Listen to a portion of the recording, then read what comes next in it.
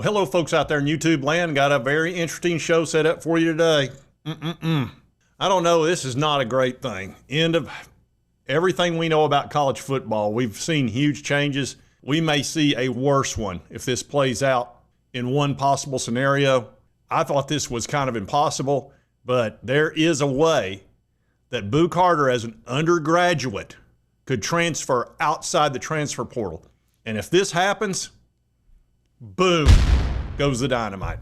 I'm talking college football will never be the same, and you're looking at a whole, look, it'll make the House settlement seem like a waste of time if this happens.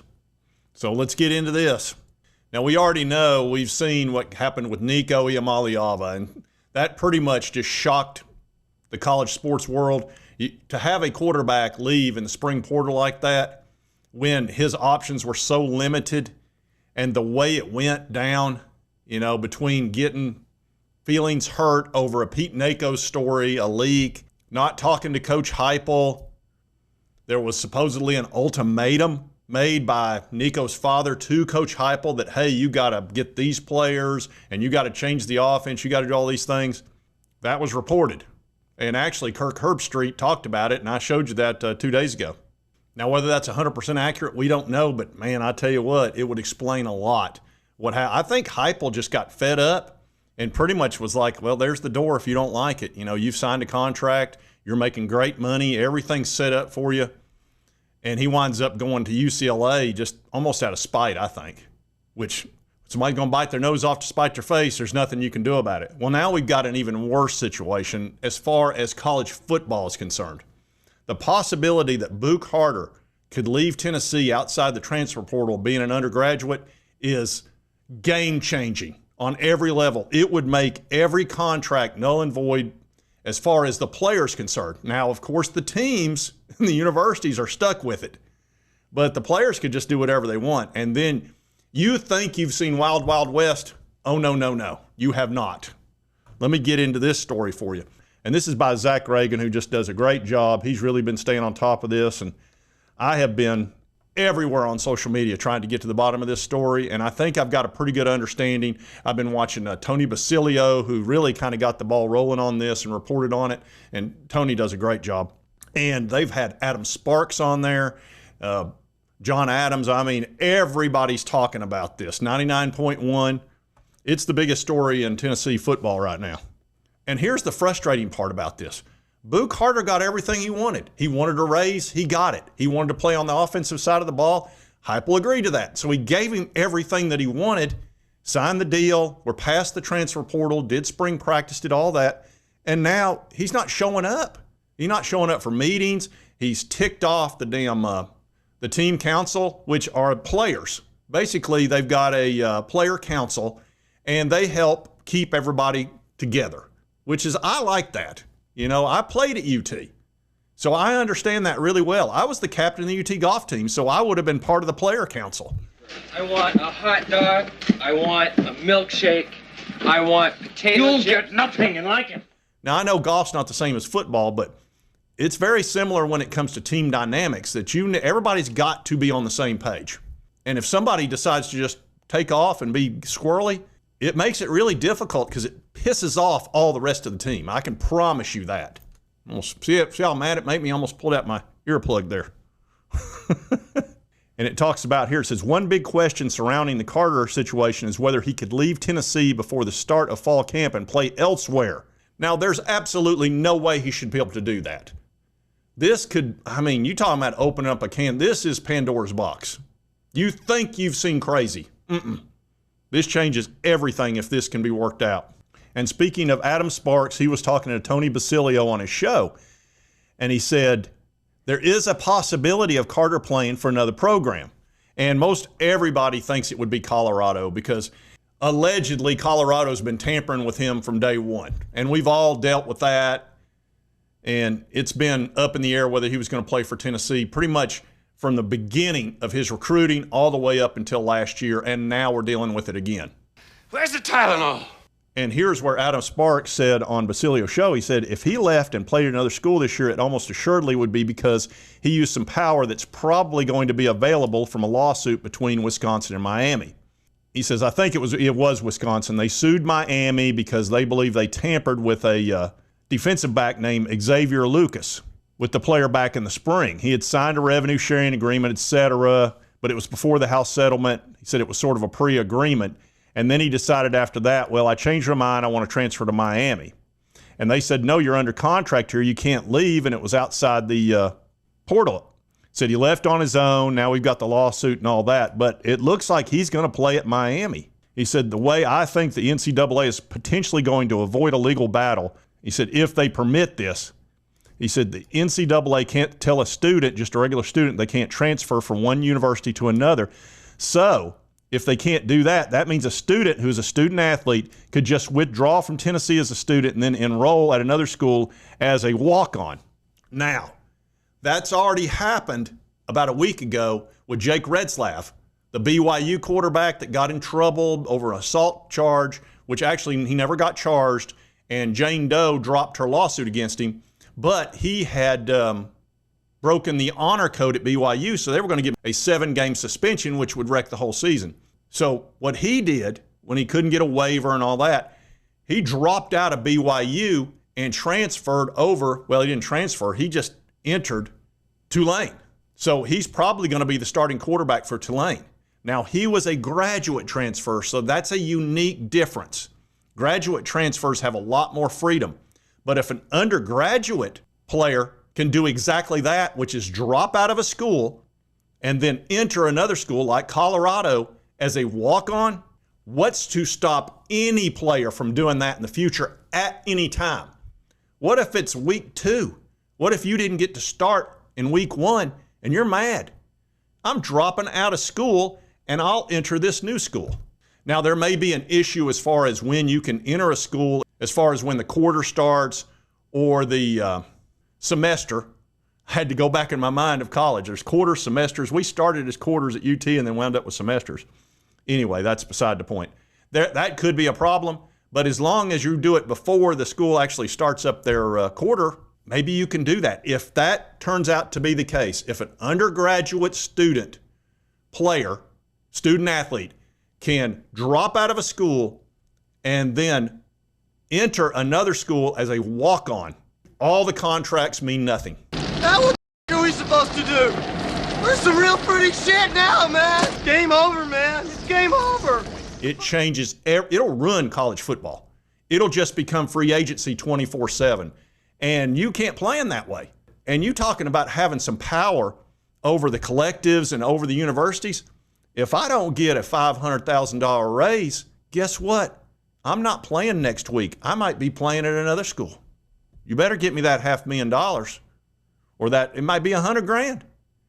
And it can be, oh man, this could get ugly quick and it could get insane. This is what's known as a test case. College football had better hope that Boo Carter and Tennessee get back together. And my understanding is this has to do with the player council because Boo has been missing all kinds of meetings and stuff, or at least that's the reports. And the student council or the players council is not happy with him. He's going to have to get back with them first before Heupel, I think, is cool with him being on the team. It's a way bigger mess than I thought it was going to be. And that's exactly what happened with Nico. You know, I thought once we got past the winter portal, there'd be we were fine. You know, he was just wanting some more money or probably got a few things squared away with Heupel and the collective and all that. And then once we got to the spring, we were golden. But he foolishly left during the spring portal, which was open. Granted, he took a 50% pay cut. Now he's playing with 3 stars because he believed he could just go to Oregon or Ohio State. And they were like, we don't want you. We saw how you played last year. It wasn't that impressive. It was okay, but we're not going to give you $4 million to play like that. I mean, if you can't do any better than that in a Josh Heupel offense, what's the point? You know, you put up Hendon Hooker numbers and we'll consider you, but not the way you played. You were overthrowing the ball. And one of the guys, that film guy that you've seen on YouTube, he's like, that guy's disconnected. Said his lower body, upper body, they're not working together. Said he's got a lot of work to do. So a big decision's coming up over the next week or two. Now, if Boo is smart, if he's smart, he'll get with that council, hug it out, say, I'm sorry, and then get with Heupel and get this worked out. But I'm going to tell you something, folks. I've worked with very talented people in my life that have big egos. To get one of those people to accept blame when they're clearly to blame and then say, I'm sorry, is like trying to move a mountain. Their pride is as important as anything. It's almost like you're asking them to throw themselves off a building. I mean, they just can't do it. I was not exactly right.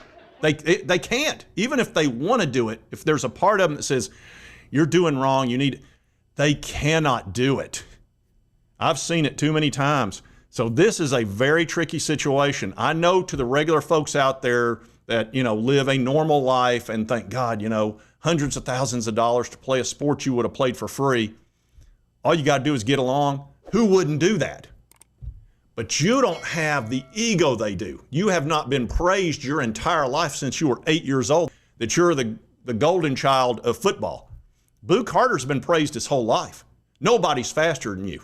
Nobody's quicker. Nobody plays with your intensity. And he's a heck of a baller. I will say that. If he hits you, you're going to know it.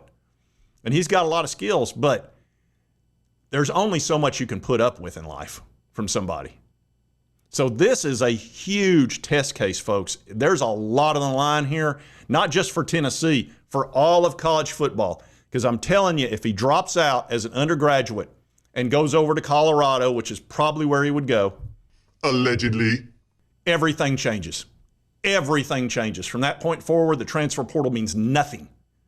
Because think about it. He can go in there as a walk-on. He can still get his money. And even if he's not on scholarship, let's say they're out of scholarships or something like that, just pay him more money. No problem. So to me, this is as important as the Austin case was, which got this ball rolling, that the 9-0 Supreme Court ruling that really got the whole pay for play going years ago. It's more important that, could it be more important than the House settlement? Look, I don't think the House settlement's going to work anyway. Danny White and Donde Plowman has told you what needs to happen. I'll say it. We got a camera on us. I don't really care at this point. Collective bargaining is the only issue. It's the only solution. It's the only way we're going to get there. Yeah. I agree with you. Yeah.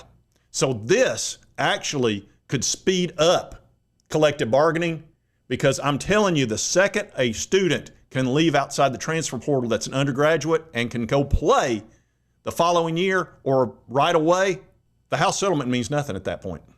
The only thing that matters then is collective bargaining, because that will stand up in court.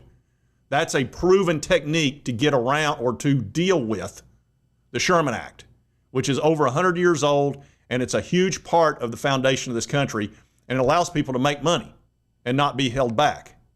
So anyway, I did want to cover this. Oh, and I do want to show you one other thing. This is funny. Well, that's two funny things I saw on X that you need to see. Number one, I saw this, and at first, this is a person on X that they try to do an On3 logo, but it's really No 3 Sports, and it put Boo Carter is withdrawn from Tennessee. He's currently on a visit to Colorado, et cetera. That's BS. And it kind of got me for a second. So if you see that, don't freak out. That's a spoof account, I guess. No 3 instead of On3. But God, it almost got me. And this is something that cousin Shane from that SEC football podcast put on X, and I think you'll like this. This is James Franklin talking about the SEC and the difference between the SEC and the Big Ten. I don't see people getting autographs. I don't see, it's a different vibe and it's a different feeling. I think that other conference, when they have their meetings, there's essentially a press conference every single day at the end of the meetings. It keeps people talking about that conference at a time of the year and makes them relevant. We're not doing that. He says that conference. So James Franklin won't say the word SEC, which that cracks me up. But cousin Shane had a response to it right after. I'll let you hear that. Oh, is somebody hurt? Is somebody's feelings hurt? Get the hell out of here. You guys are the ones that decided to expand across the country, and now Vegas is too far? So I applaud cousin Shane for that, because that's funny. James Franklin's a great coach. I'm not sitting here ripping on him. He's a great ball coach. And he's starting to get his due. Look, the guy won 9 games at Vanderbilt. That should go down as a heck of a home run, honestly. But to not say that, not to say SEC conference, that is it's just so annoying. Look, I say Big Ten all the time. I'll give Big Ten their due. They've improved dramatically. What is the big deal about saying that? Oh, I don't say the name. The name won't come out of my mouth. Give me James Franklin, I'm disappointed in you. You're bigger than that. Don't be a teeny tiny person. Be who you are. Come on. Come on, man. Come on, man. Anyway, and I'm going to be on Buckeye Scoop tonight at 8:10. And I told you, Lord willing, the creek don't rise. Last night, my power went out. And everything went out for about 30 minutes. I had to reset everything. That's the tricky part about this time of year. There's so many thunderstorms and all kinds of power issues. But I think I'll be fine. It looks like the weather's going to be pretty good. 8:10 tonight on Buckeye Scoop. As soon as I say that, it'll start flickering. Oh, we're going to talk about the South Carolina, the Connor Stallions, the Michigan cheating scandal, all of that. And these guys, Buckeye Scoop's done a great job covering it. Nobody's done better. And the South Carolina thing has been kind of my thing. And I believe there's a direct connection. Allegedly, I've used that twice. Anyway, if you like this content, man, I hope this doesn't happen with Boo. I don't want to see the college football just implode. If you like this content, be sure to hit that like button. Let's me know 3 times. If you hadn't subscribed, boom, boom, boom, hit that button right there. Won't cost you a dime. And right over here's the most recent video. YouTube, thanks, you'll enjoy. And we'll see you next time on Sports Talk J. Crazy times, folks. Fire and brimstone coming down from the skies. Rivers and seas boiling. Dogs and cats living together. Mass hysteria.